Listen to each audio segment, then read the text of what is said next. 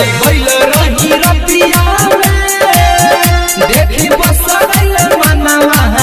में दिल लागल बाए सखी पटेल जी के गौवा में दिल लागल बाए सखी रामनगर के गौवा में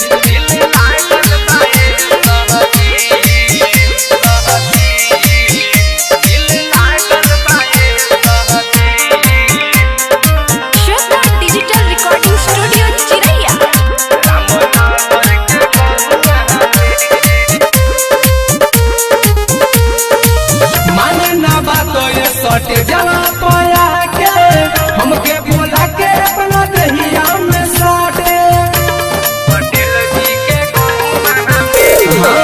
माने ना बात ये सटे जवा पया के हमके बोला के अपना दहिया में साटे पैसा डाला रहे छोलिया हमें दिल लागल बाए सखी 12 जयराम के गौवा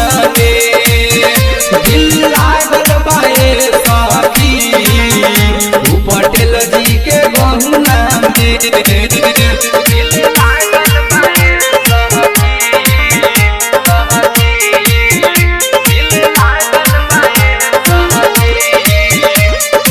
म्यूजिक बाय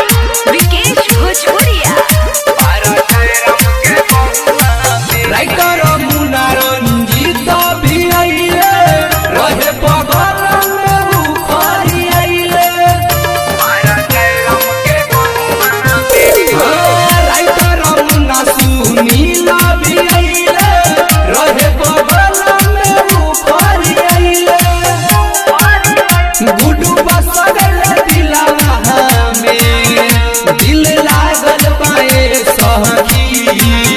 रामनगर के गौवा में दिल लागल बाए सखी 12 जयराम के गौवा में नाचे गइल रही रतिया में देखी बस गइल मनवा में दिल लागल बाए सखी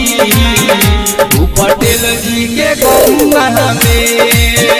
दिल लागल बाए सखी रामनगर के गौवा में श्वेता डिजिटल रिकॉर्डिंग स्टूडियो चिरैया।